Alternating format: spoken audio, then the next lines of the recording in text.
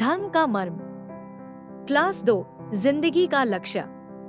आज अपने जीवन का लक्ष्य पक्का करते हैं। जीवन का लक्ष्य क्या होना चाहिए, इसको समझने के लिए सबसे पहले हमें सच्चे दिल से इन 5 ऑप्शन में से एक को चुनना होगा और उसका उत्तर अपने मन में ही रखना होगा। आगे की चर्चा में हम एक सही ऑप्शन पर पहुंच जाएंगे, ऐसा मेरा विश्वास है, परंतु दिल से चुनिए। जिंदगी का लक्ष्य आप क्या चुनेंगे?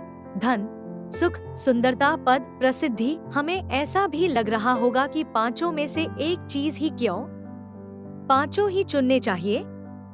परंतु हमारा जीवन का लक्ष्य 5 नहीं होने चाहिए, एक ही होना चाहिए। अगर लक्ष्य एक से अधिक होंगे तो बहुत सारा कंफ्यूजन जीवन में चलता रहेगा। उसी की स्पष्टता के लिए हमें एक चुनना होगा। इन पांचों में से सबसे सही विकल्प तो सुख ही होना चाहिए, क्योंकि हमने देखा है कि धनवान भी सुखी होना चाहते, प्रसिद्ध व्यक्ति भी सुखी होना चाहते हैं, राजनेता भी सुखी होना चाहते हैं और सुंदर व्यक्ति भी सुखी ही होना चाहता है। और अगर गहराई से जाकर देखें तो प्रत्येक मनुष्य, प्रत्येक प्राणी केवल और केवल सुखी होने के लिए ही निरंतर प्रयत्नशील है। आपको इसमें शंका हो सकती है कि नहीं, कुछ लोग तो धन के पीछे है, कुछ प्रसिद्धि के पीछे है, परंतु वह भी उसके पीछे क्यों है? गहराई से सोचे। जैसे सब दुकान अलग अलग उद्देश्य से नहीं खुले हैं, केवल एक ही मुनाफे, प्रॉफिट के उद्देश्य से खुले हैं। मनुष्य हो या प्राणी, सभी अलग अलग काम नहीं कर रहे, एक ही काम कर रहे हैं, सुखी होने का। सुख ही पूरे विश्व का यूनिवर्सल ड्राइव है, अर्थात चींटी से लेकर सभी मनुष्य तक सभी निरंतर सुखी होने के लिए प्रयत्नशील है। अतः ये सिद्ध हुआ कि सुखी होना ही इस जीवन का लक्ष्य है। यदि हमने सुखी होने का लक्ष्य नहीं रखकर धन, प्रसिद्धि, राजपाट, सुंदरता होने का लक्ष्य रखा तो यही हमारी सबसे बड़ी गलती है कि आज हम पैसे वाले तो बहुत हो गए परंतु सुखी नहीं हुए। इसलिए गुस्सा, अहंकार, बैर, डिप्रेशन, उदासी, झगड़े आदि से दुखी हो रहे हैं। यह सब गलत लक्ष्य को चुनने का परिणाम है। फिर एक प्रश्न होगा, सब लोग अलग अलग लक्ष्य क्यों चुन रहे हैं, एक ही लक्ष्य क्यों नहीं चुन रहे? क्योंकि उन्होंने सुखी होने की कल्पना अलग अलग जगह कर रखी है। जैसे किसी ने सुंदरता में, किसी ने धन में, किसी ने परिवार में, किसी ने पद में, किसी ने प्रसिद्धि में, किसी ने खाने पीने में, किसी ने घूमने फिरने में, परंतु यह सब कल्पना है। इसमें कोई भी सत्य मार्ग नहीं है सुखी होने का।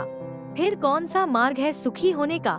ध्यान से देखो दुनिया को, सभी जाति के मनुष्य सुखी होने के लिए धर्म के मार्ग में जाते हैं। चाहे अमीर हो, चाहे सुंदर हो, चाहे प्रसिद्ध हो, चाहे पदाधिकारी, सभी अपने अपने धर्म को साध रहे हैं। हिंदू मंदिर में जाते, क्रिश्चियन लोग चर्च में, मुस्लिम मस्जिद में, बौद्ध स्तूप में आदि क्यों जाते हैं? सुखी होने के लिए या कोई चीज मांगने के लिए? ज्यादातर तो ये सोच नहीं सकते कि हमें सुखी होना है तो वो कोई संसार की चीज मांगते हैं, जैसे धन, वैभ, पुत्रैश, प्रसिद्धि आदि। परंतु विचार कीजिए, ये वस्तु भी उन्हें क्यों चाहिए? केवल और केवल सुखी होने के लिए ही। और उन्हें ये लगता है कि हमें ये चीजें धर्म ही दे सकता है, इसीलिए वे मंदिर आदि में जाते हैं। इससे ये सिद्ध हुआ कि पूरी दुनिया सुखी होने के लिए ही धर्म के पास ही जाते हैं। परंतु पंचम काल में ज्ञान कम होने से, जिनकी बुद्धि सही काम नहीं कर रही, उन्हें, जिन्हें धर्म में विश्वास नहीं है, वे पैसे से सुख मिलेगा ऐसी कल्पना करते हैं, इसीलिए धन कमाते हैं, प्रसिद्धि और भोगों के पीछे भाग रहे हैं। अमीर लोग और पैसा कमा रहे हैं तो इसका अर्थ यही है कि अभी भी सुखी नहीं। अगर सुखी हो जाते तो यो कमाते। जब धन से ही सुख मिलता है तो फिर धनवान लोग उस धन का दान क्यों देते हैं? सोचो, अगर पैसे से सुख मिलता तो सब अमीर सुखी और भगवान दुखी सिद्ध होंगे, परंतु ऐसा तो बिल्कुल नहीं है। समझदार लोग तो धर्म को अंगीकार करते हैं, जैसे हमारे सभी तीर्थंकर, आचार्य, मुनि, ब्रह्मचारी और व्रती आदि। तीर्थंकर के पास तो धन, वैभव, सुंदरता, प्रसिद्धि की कोई कमी नहीं थी, फिर भी उन्होंने सुखी होने के लिए धर्म ही चुना। धनवान लोग, सुंदर लोग और प्रसिद्ध लोग भी धार्मिक लोगों के जैसे भगवान, मुनिराज इनके पैर क्यों छूते हैं? सुखी होने के लिए ही। इसका अर्थ होता है पैसा, सौंदर्य, पद और प्रसिद्धि से भी ऊंचा धर्म होता है।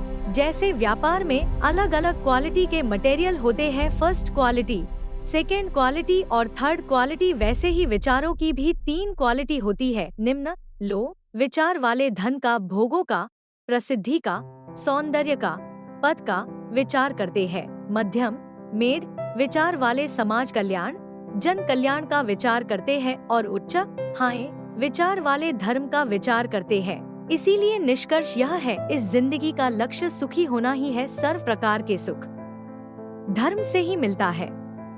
अब ये प्रश्न होगा, ये सब कहाँ लिखा है? कहाँ लिखा है धर्म से ही सब प्रसार का सुख होगा?